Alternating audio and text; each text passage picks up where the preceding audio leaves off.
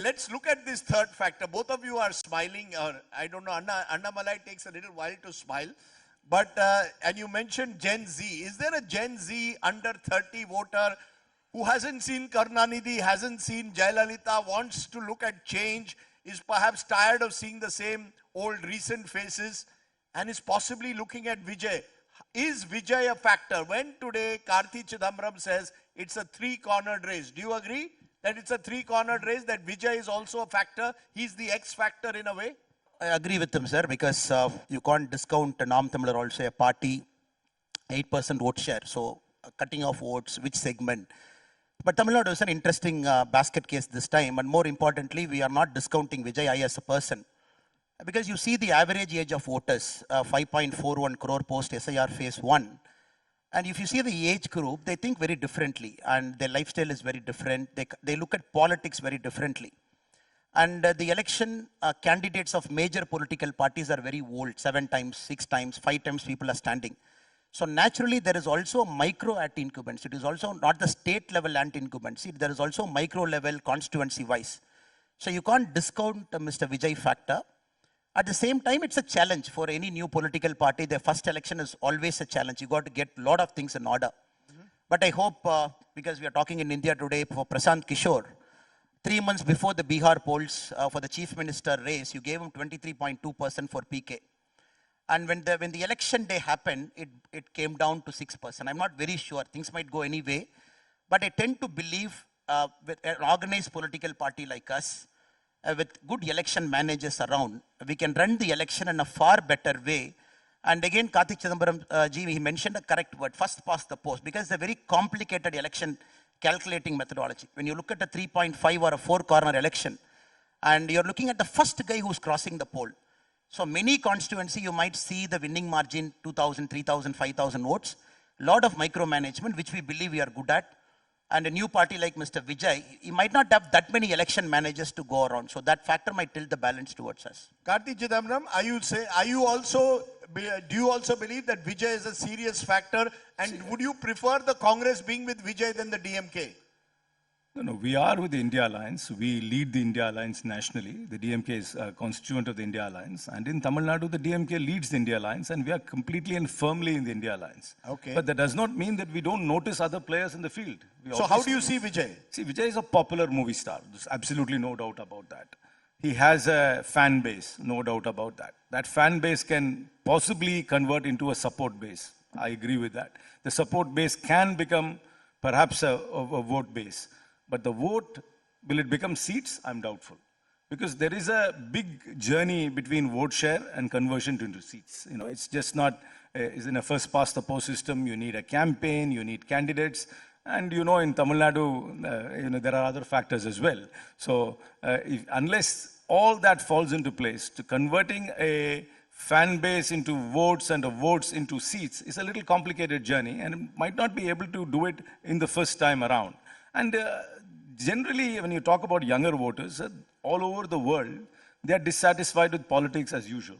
They don't like politics. They don't like political parties, status quo political parties. And political parties are also structures where a young person can't just enter and navigate through. So there is always an angst, distrust, apathy towards established political parties. So there is a lot of enthusiasm for this new political outfit. I don't disagree at all. But whether that enthusiasm itself can actually play this electoral game and come first past the post in enough constituencies is a question mark. You know, but I met Vijay, and Did you also, like the other channel, just go and take photographs and write a commentary about it? No.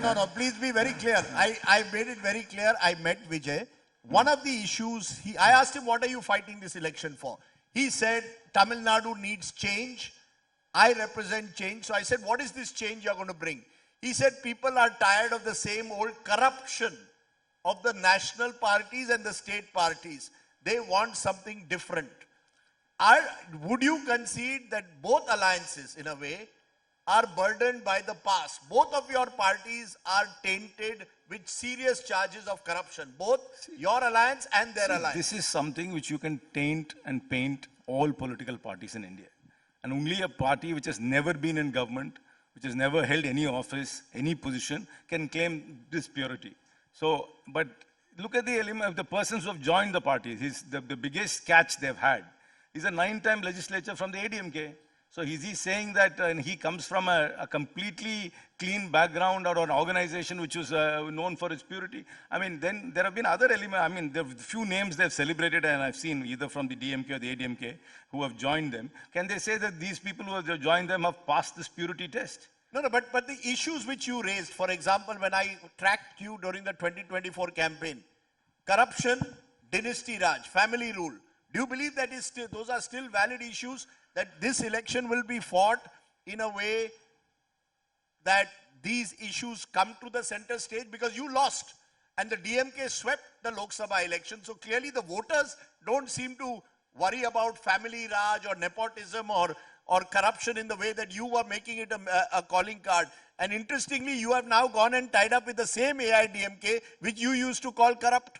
No, sir, I will explain this in a much larger context. For any new political person, political party, the day one, very important day, they say we are clean, we are non-corrupt, and look at the established parties. That is a common argument.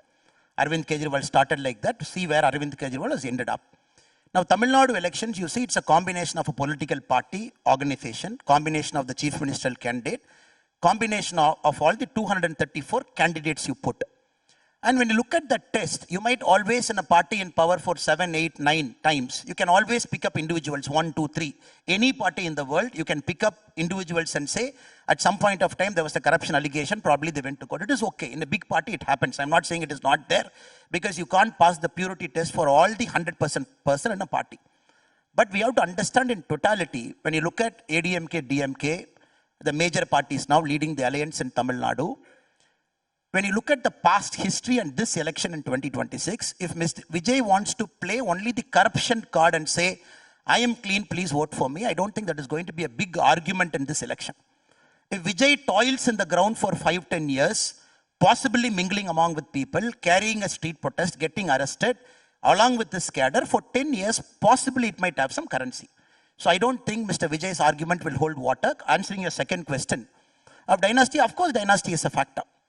I'm not saying, sir, I'm on record, I've mentioned for Mr. Stalin multiple times, I'm not calling everybody as a dynast. A person born into a political family, he has got every right to come into election and fight elections. It's a democracy, everybody has got equal right. When you transfer the ownership of the party, title, deed, everything on day one, Mr. Udayanidhi Stalin, day one CM, a separate governor, Deputy CM. Deputy CM, on day one MLA, governor called him separately Deputy CM. The party runs around that. People have a problem. For Mr. M.K. Stalin, when you want to bring the dynasty allegation against him, probably it might not stick fully for various reasons, because 30 years, 35 years, a hard journey. Let us be very practical. I'm not just throwing political punches here and there. But Udayanidhi Stalin is very clearly a dynasty in action. People might not accept it. People think he got everything very quickly sitting in that chair. So this election is going to be a dynasty because he's pushing those kind of people around. When Mr. Karthi Chidambaram is sitting next to me, I am not leveling allegations against any person born into a political family. It will be unfair also. Is he a dynast or not? It will be unfair also. Is he a dynast? It will be an unfair also. Because you born into a political family, fine. You fight elections, you win elections, you take your time, 10, 20-year journey. Probably you get into higher responsibilities sitting in the party. You start making decisions. Making decisions means who will be a district secretary, who will be this, who will be that.